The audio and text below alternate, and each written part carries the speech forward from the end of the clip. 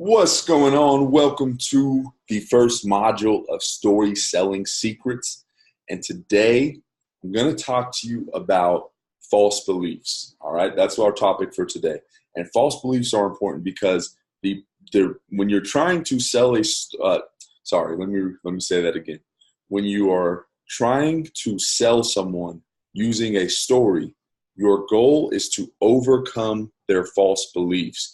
And what this is going to allow you to do, once you understand what false beliefs are and how they work, what this is going to allow you to do is this is going to help you to tell your stories in a way that overcomes people's false beliefs so that they can fall in love with the product or service that it is that you're offering. So the reason this is so important is because once you learn how to do this, then you will be able to take all of the stories that you tell and structure them in a way that overcome false beliefs in the other person's mind.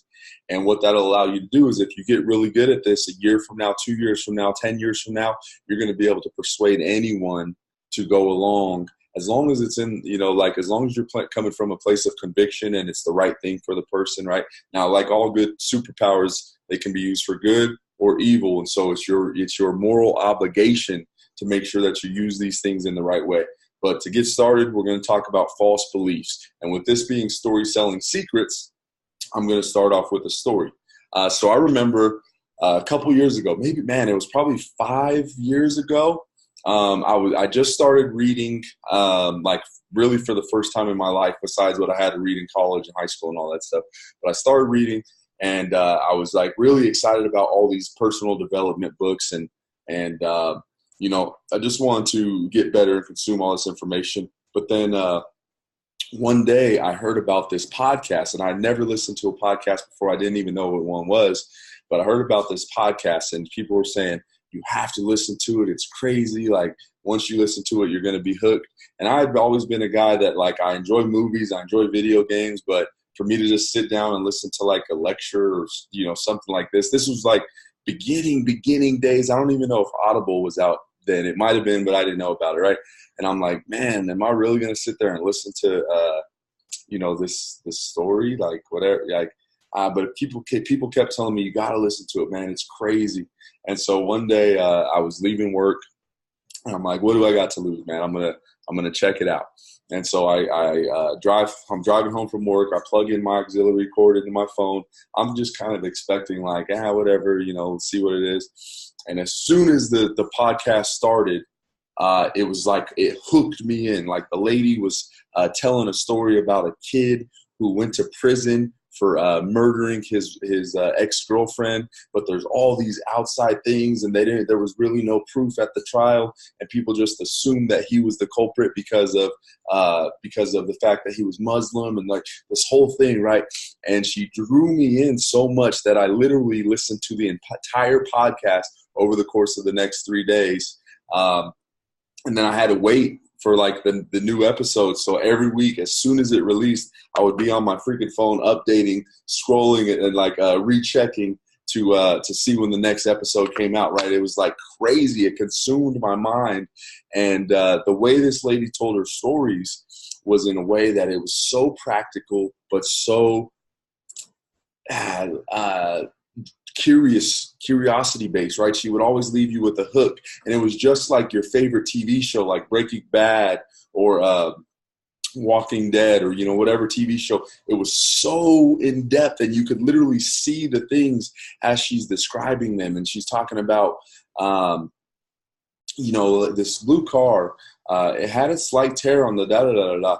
And it's one of those things, it's one of those tears where if you got out the car and you scraped your keys against it, it would leave a mark. But when the jury saw it, they thought, and she's getting in depth and she's pulling you in. And before that, I never knew that audio alone could be so powerful. But after listening to it, it changed my mind. It shifted my paradigm in terms of wow, man, if you become a great storyteller, you can freaking just roll, right? You could get people doing all kinds of things, anticipating, being excited about what's next. It's powerful. Sometimes storytelling is actually more powerful than video because people are playing the movie in their mind, right? Whereas video is visual, they get to see it. so it doesn't leave anything up to the imagination. When you're storytelling, it creates the images in the mind, which sometimes can be more powerful. And so I'll tell you that story because that podcast, I had a false belief that audio was boring and I would never want to listen to audio. And that podcast shifted my false belief into me believing that stories, just stories alone, are sometimes more powerful than even movies and everything else that's out there. And so what is a false belief? Well, false belief is exactly what it sounds like. It's a belief that someone carries that is false, but is correct and is right in their mind. It's real in their mind, right?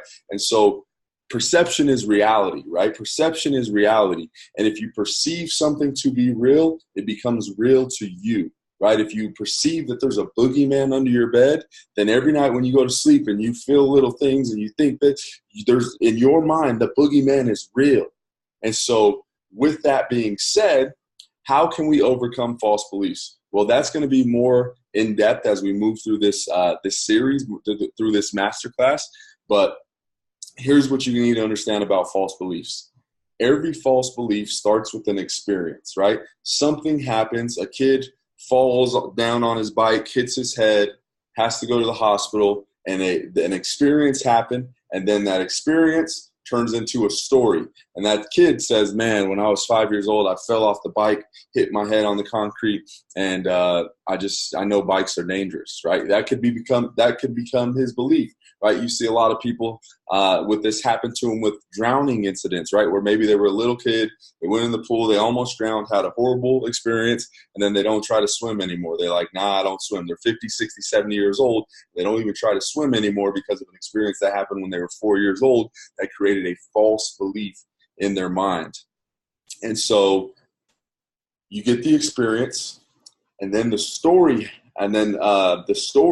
gets implanted in their mind, and then the false belief is created, right? And you want to think of false beliefs like a chain. Like, I don't have a chain, but what I do have is my headphones. But imagine this, like I carry it around with me, right? This experience, this story, this false belief, now I carry it around, right? And then I have something else happens in my life, and I carry that one around, right? And so we keep carrying around all these experiences, all these stories, all these false beliefs in our life, and they accumulate.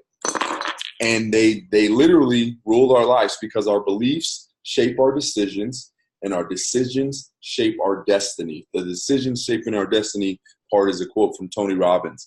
But with that being said, our job as story selling experts is to be able to change someone's false beliefs through story. And it's the best, most effective way to do it because of what happens in the brain when you tell a story. And in order to find out what happens, you'll have to stay tuned for the next episode in this masterclass. See you then. Peace.